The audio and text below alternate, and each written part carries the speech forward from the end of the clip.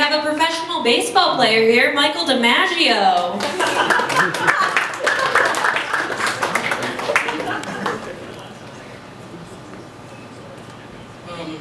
I'm not a professional baseball player, as you can tell.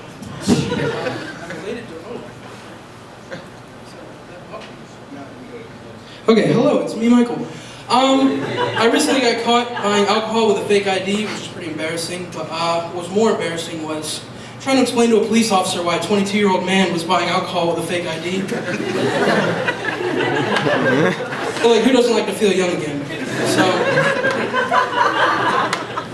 I'm not very good in social situations. Like, I really like when you go to a store and somebody comes over to you and they say, hey, can I help you? And you say, I'm just looking.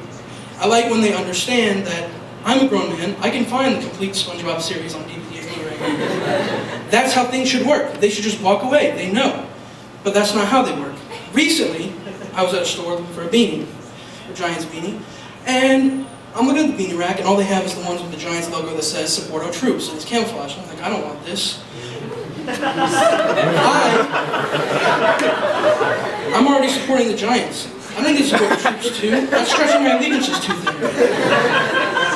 So, I'm about to leave, and I hear, can I help you find what you're looking for? And I was like, oh, I'm just looking.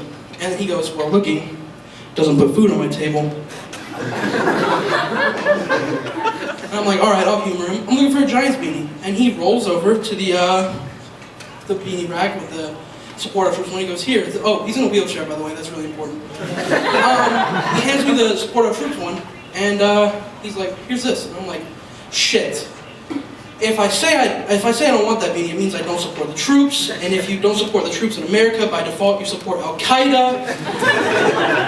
So I'm thinking, how do I get out of this? So I'm like, okay, I will maintain my patriotism by explaining to him my dad is in the military. So I say, I don't want that because my dad is in the military for 20 years, I'm tired of seeing camouflage. And I'm like, there's no way he's going to say something. He's going to be like, all right, thanks, you're done. He goes, military, huh? Vietnam. And I'm like, oh, fuck. I start connecting the dots. There's a man in a wheelchair, Vietnam. This man is a real-life Lieutenant Dan. Before I can make that connection, he goes, protester. And I'm like, what? And then, that's not the worst part. He goes, yeah, recently I had a couple of my son's friends over at my house to have a few beers. And I'm like, so your son's friends? He's like, yeah, so his friend's 15, he's Vietnamese, and I was telling him, hey, when I was your age, my government wanted me to go over to your country and shoot your dad to death. And I'm like, what in the fuck? Why is that an okay thing to say? Oh, I realized why this man thinks it's an okay thing to say. It's the same man who thinks that holding up a sign outside that says Vietnam violence is the same thing as being in the military for 20 years. So, yeah, I also recently went through a toll booth outside of Philadelphia, which was interesting. It was last year, I was going home for Christmas down south Virginia, and I stopped in the toll booth and I'm like feeling festive, so I say, Merry Christmas to the guy. And I'm thinking he's just gonna say, Merry Christmas, have a good one. That's not what he said. He goes, my daughter committed suicide. What do you say to that? All right, I'm feeling pretty nice. I'm like, okay, I'll salvage the situation. So I go, well, the good thing is, now your Christmas shopping just got a whole lot easier. Apparently he didn't like to save money, he wasn't too happy.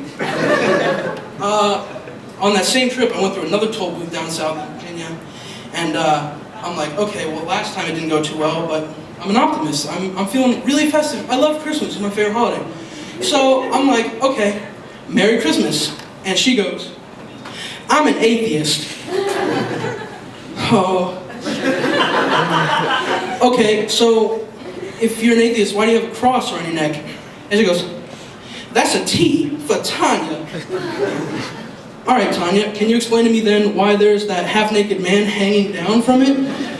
That's not normally on T's, that's not how I write my T's. And she goes, honey, all men are dying to be with Tanya.